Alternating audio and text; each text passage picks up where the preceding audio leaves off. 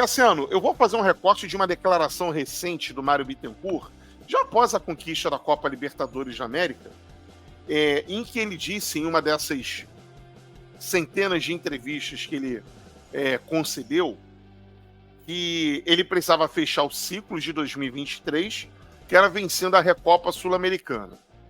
Então, check. E o Fluminense ia entrar no Campeonato Carioca para vencer a Taça Guanabara, não conseguiu, e buscar o tricampeonato carioca. Então, fail, X, não conseguiu. E ele destacou que neste ano, é lógico que era importante obter o bicampeonato da Copa Libertadores da América, mas que era mais importante ainda o Fluminense beliscar uma competição nacional. O Fluminense não conquista uma Copa do Brasil desde 2007, não vence um Campeonato Brasileiro desde 2012. E de 12 para cá, o Fluminense nem na trave bateu. De 7 para cá, o Fluminense também sequer bateu na trave. Nas duas competições, isolou a bola, mas chutou muito longe. Então, diante desse relato, desse depoimento do Mário Bittencourt, você acha que o Fluminense tem mais garrafas para somar aonde? Campeonato Brasileiro ou Copa do Brasil, Kaká? Pimentel, com o futebol que está jogando hoje, o Fluminense não chega em nenhuma das duas competições. Não só com o futebol, mas com o pensamento. Mas quando o Diniz improvisava e ganhava, todo mundo achava bonito. Eu mesmo já disse várias vezes que eu acho interessante quando o Fluminense, por exemplo, está perdendo o jogo e ele precisa empatar, ele vai lá e tira um zagueiro, bota um atacante e recua um volante. Isso é interessante. Agora, o Fernando Diniz, ele está jogando sem zagueiro há pelo menos 6 meses. Ontem, ele escalou o Manuel na zaga porque não tinha ninguém para improvisar. E deu certo. Manuel foi bem, é zagueiro de origem. Ele tem o Antônio Carlos, que é bom zagueiro, é veloz, tem bom toque de bola. Poderia colocar para jogar ali. E tentar escalar o time com as peças de origem. E aí depois ele mexe no time, se ele quiser, improvisa durante o jogo. Isso é uma coisa, improvisar durante o jogo, eu acho interessantíssimo. É o raciocínio rápido do técnico de pegar um lateral direito e colocar na ponta esquerda, pegar um volante e recuar na zaga para colocar um homem de criação no meio campo. Isso é fantástico. Mas você começar o jogo com 2 volantes na zaga e terminar o jogo com Paulo Henrique Ganso de zagueiro e 6 atacantes, aí é loucura. Aí alguém tem que chamar ele para uma conversa séria. Porque do jeito que está, o Fluminense não é candidato a ganhar Libertadores da América, não é candidato a ganhar a Copa do Brasil e não é candidato a ganhar o Campeonato Brasileiro. O Diniz é o único culpado por isso? Não é. Não é. E aí eu vou reforçar aquilo que eu já falei várias vezes. O Fluminense forma jogadores, o Fluminense descobre jogadores, como foi o Nino.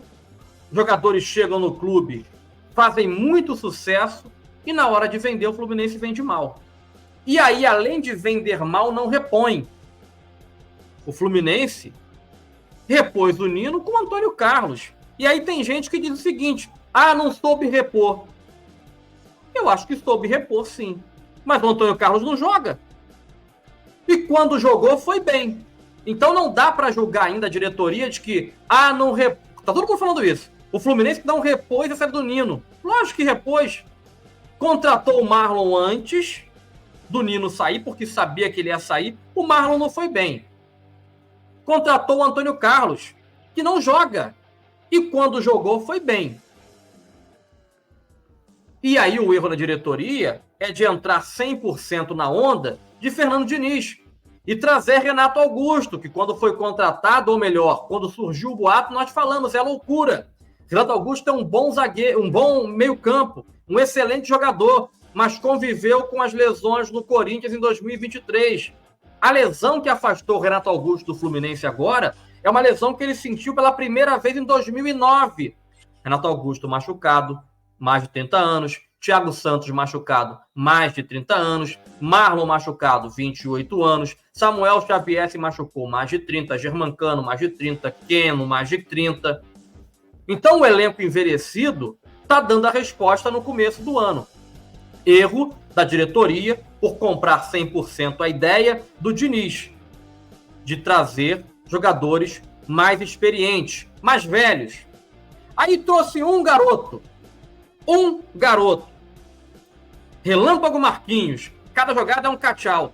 Tá jogando pra caramba. 20 anos. Tá jogando pra caramba. Tá dando o resultado esperado. É novidade que você tenha um garoto de 20 anos correndo mais que notícia ruim num campo alagado como o de ontem e que um jogador veterano saia machucado todo jogo? Não é.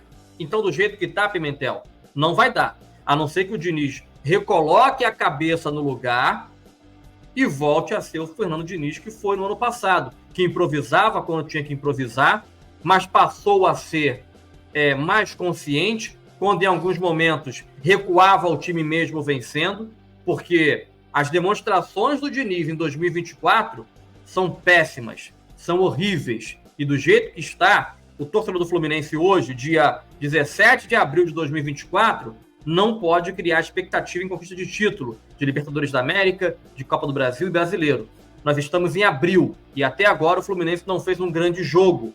Nós estamos em abril, e a cada dia que passa, o Diniz, na minha visão, vem errando mais na escalação e nas substituições. Ontem, para mim, foi o auge dele. E na minha visão, depois de ontem, ele tem que ser chamado para uma conversa com o Fred, com o Mário Bittencourt, com o Paulo Angione, porque ou ele coloca a cabeça dele no lugar, ou ele vai estragar o ano do Fluminense.